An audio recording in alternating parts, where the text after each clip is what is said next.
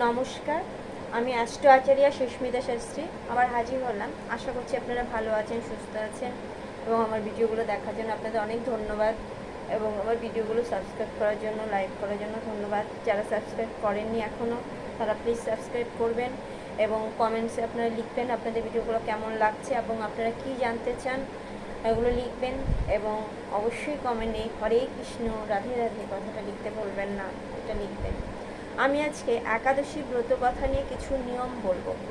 একাদশী আগে পরে নিরামিষ খাওয়াটা তো আগেই বলেছি অন্য ভিডিওতে।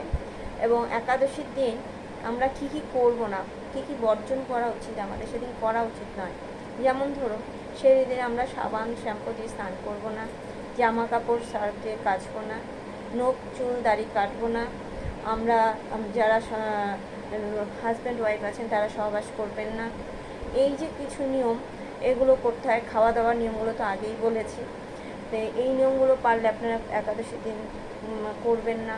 এবং অনেকে বলে অনেক কলগেটে লবণ দেওয়া থাকে, তাই যে কলগেটগুলোতে লবণ থাকে সেগুলো দিয়ে ব্রাশ করা উচিত না, কেননা লবণ একাদশী দিন এমনি লবণগুলো খাওয়া যায় না, ওই রক্সল যেটা সন্দুক লবণ সেটা খাওয়া যায়। তাই যেই কলগেটে এই এমনি লবণ দেওয়া থাকে সেটা থেকে আপনারা দূরে থাকবেন, যেটা লবণ ছাড়া সেগুলোতে আপনারা দাঁত ব্রাশ করতে পারেন।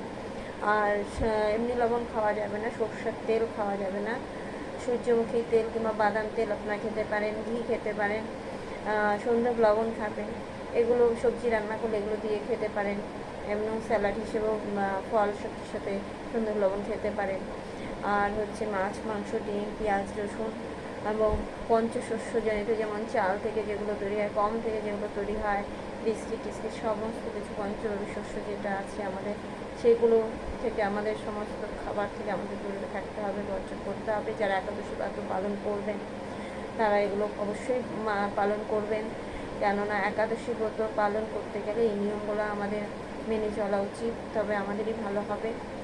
আর যতটা পারেন চেষ্টা করবেন, যারা একাদশী ব্রত পালন করেন তাহলে তাদের তো আমার অভিনন্দন, আর যারা করেন না তাদেরও বলছি চেষ্টা করবেন যতটা পারবেন, যারা পারবেন একাদশী ব্রতটা পালন করবেন। এবং মহিলাদের যে মাসিকের যে সমস্যা আছে তারা সেদিন ঠাকুরের সামনে নিবেদন না করুন, গায়ে উপোস থাকতে পারেন, ফল জল খেতে পারেন, সবজি খেতে পারেন, সাবু খেতে পারেন, এমনি আপনারা করতেই পারেন, ঠাকুরের নাম করতেই পারেন। এটাই হচ্ছে কৃষ্ণ ঠাকুরের আলাদা একটা ব্যাপার, যে আমরা সব সময় আমরা ভগবানকে স্মরণ করতে পারি। আমাদের কোনো শুদ্ধ বস্ত্রে শুদ্ধ আসনে বসে নাম জপ করতে হচ্ছে না, আমরা সব সময় কৃষ্ণ ঠাকুরকে স্মরণ করতে পারি। সুতরাং সবাই করতে পারেন, কোনো অসুবিধা নেই, কোনো বাধা নেই। জয় শ্রীকৃষ্ণ, জয় শ্রী রাধে, নমস্কার।